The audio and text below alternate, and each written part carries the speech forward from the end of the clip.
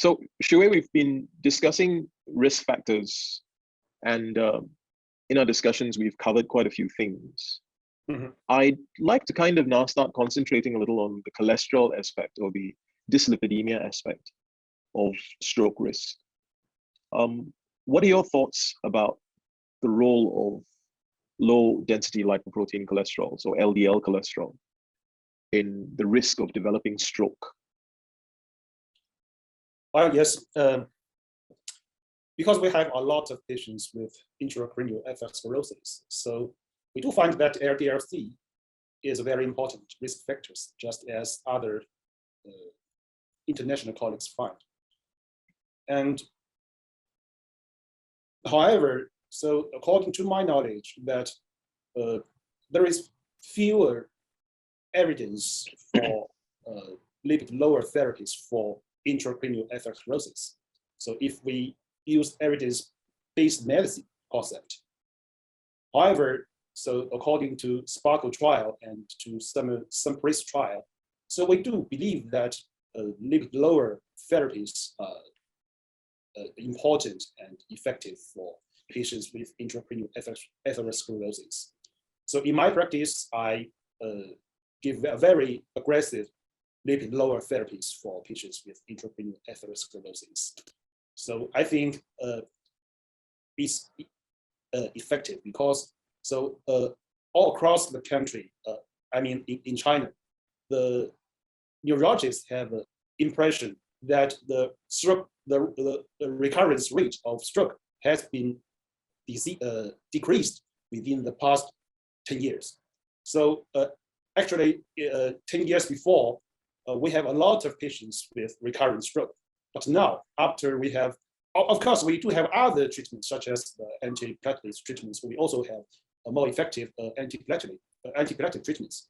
But I think lipid-lower treatments have very, I think it's very important for the patients with ischemic stroke. So the recurrence rate in China has been reduced to about 5 to 10% of the patients. I think it has, in China, I think for Chinese stroke population, it is good. It is much better than before. So I do support to give a very aggressive lipid-lower therapies for the stroke patients in China. I always remember the model of, I can't remember the name now offhand, it slips me, but there is a model that's used in epidemiological studies where they say, okay, you suspect that there's an association between a risk factor and an event. So in this case, cholesterol and stroke.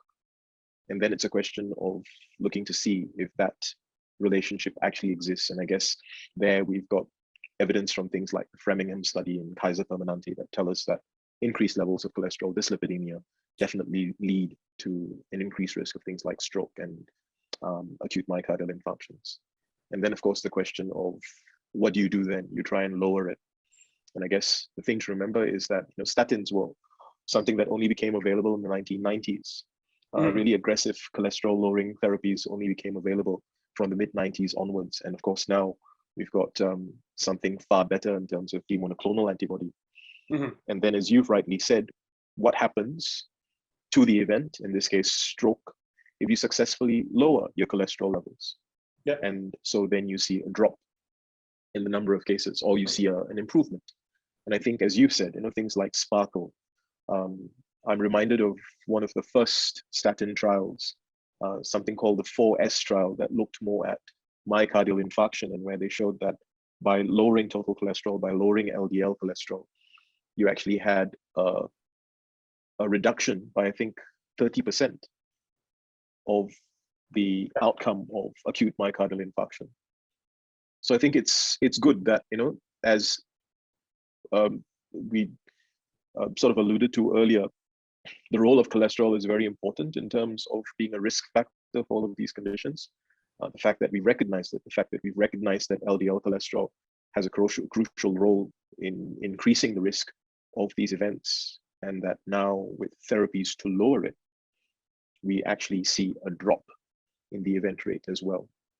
That's really great. What are your thoughts about the other measures that we should be encouraging our patients? No doubt, statin ezetimibe, monoclonal antibody treatment, lowers total cholesterol, lowers LDL. What are your thoughts about the other measures that we should be getting our patients to sort of start practicing good diet, regular exercise, weight loss?